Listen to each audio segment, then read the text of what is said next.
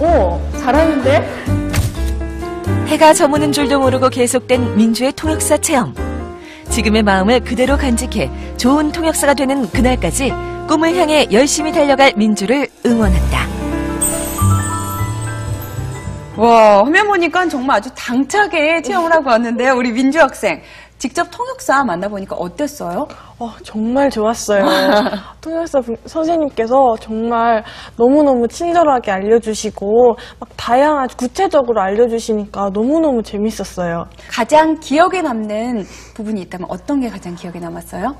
우선 두 가지가 있어요. 크게 우선 직접 강연을 하신 거를 같이 들었잖아요. 네. 근데 막 내 미래가 막 그 앞에 막 내가 미래에 체험하고 온 느낌이랄까? 막 그런 느낌도 들고, 두 번째는 쉐도잉이라고 선생님이 가면서 이어폰을 꽂고 신문이나 아니면 뉴스 같은 걸 들으시면서 중국어로 된 거, 네, 그런 걸 들으면서 막 따라 하시면서 가시더라고요. 그래서 궁금해서 저도 해보겠다고 했는데, 그래서 해봤는데 쉽지 않더라고요. 네. 근데 제가 아는 단어를 막 찾아 듣는 그런 재미로 들었는데 정말 잊을 수 없는 체험이었어요. 또 이 통역사 분들께서는 이 언어 말고도 문화, 또 네. 그 나라의 뭐 체험, 문화 이런 것도 다 알아야 된다고 하던데 그런 것도 같이 공부했나요? 네, 선생님께서 연구실에서 가르쳐 주실 때 배경 지식을 많이 알아야 되고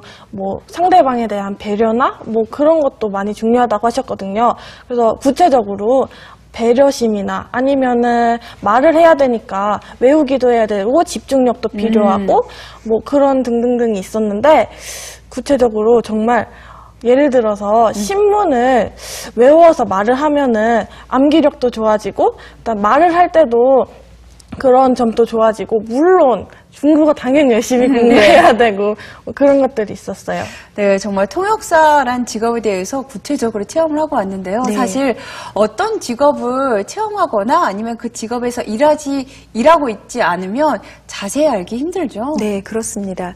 사실 통역사 그러면 많은 사람들이 어떤 언어를 다른 언어로 이제 바꿔서 말해주는 거다, 이 정도만 알고 있는데, 통역도 크게 동시 통역이냐, 순차 통역이냐, 수행 통역이냐 이렇게 나눠진다고 해요. 그래서 이제 동시 통역 같은 경우는 국제 회의나 세미나 같은 것들이 이루어질 때 사용하는 방식인데, 이제 통역사가 전면으로 나서지는 않죠. 그 회의장에 한 어떤 구석 부스? 같은데 네. 부스를 마련해 두고 보통 2인 1조가 한 팀이 되어서 통역을 하는 방식인데요. 연사가 말을 하는 것과 동시에 통역을 해야 되기 때문에 굉장한 집중력을 가지고 통역을 해야 되는 거죠. 문장이 또 어순이 다른 경우에는 앞부분을 끊어서 통역하다가 완성된 문장이 있을 때 또 한 번 다시 말해주는 경우들도 있는 것처럼, 굉장히 어려운 고도의 통역이 필요한 부분이고요. 두 번째가 순차 통역이라고 해서 연사가 한마디를 하면 통역이 다시 한마디를 해주는 거죠. 그래서 왜 가끔 방송에서 해외의 어떤 유명 인사가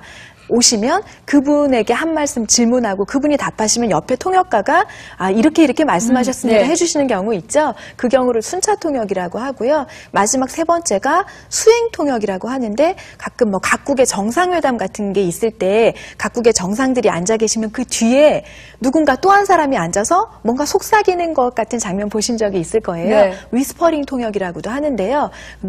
어떤 분들을 계속 수행하면서 언어를 계속 통역해주는 방식인 거죠. 보니까 민주 학생도 아마 그런 여러 가지들이 있다는 걸 굉장히 잘 체험하고 온 것 같습니다. 네, 또 통역사의 근무 형태를 보이니까 좀 자유로워 보이면서도 조금은 좀 불안정해 보여요. 네. 대부분 프리랜서인가요?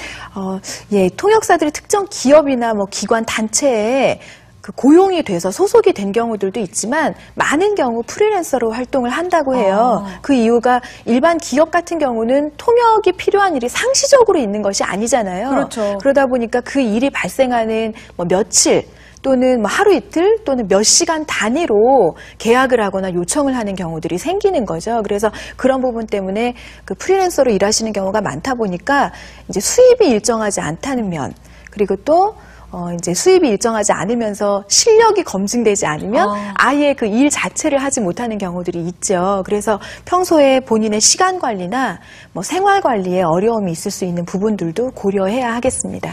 그런데 이제는 뭐 글로벌 시대라고 하잖아요. 네. 그래서 뭐 비정기적이라도 좀 통역사를 많이 필요로 할 것 같은데요. 네, 그 국제 간의 뭐 교류나 협력이 굉장히 많아지고 있기 때문에 통역이 필요한 분야가 뭐 전방위적으로도 사실은 넓죠. 그래서 네.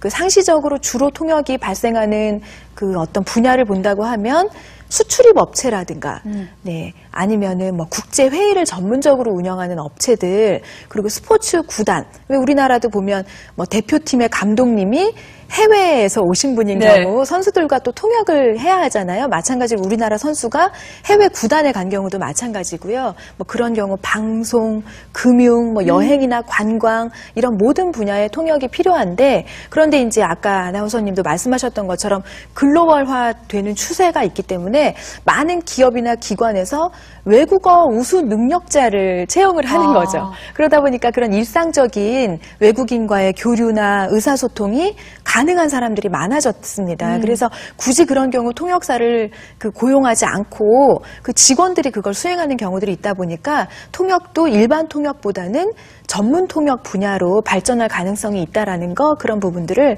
참고해서 준비해 나가면 좋겠습니다. 네, 민주양 아까 화면 보니까 뭐 뉴스 이렇게 따라해봤잖아요. 어땠어요? 좀 어려웠죠? 너무 어렵더라고요.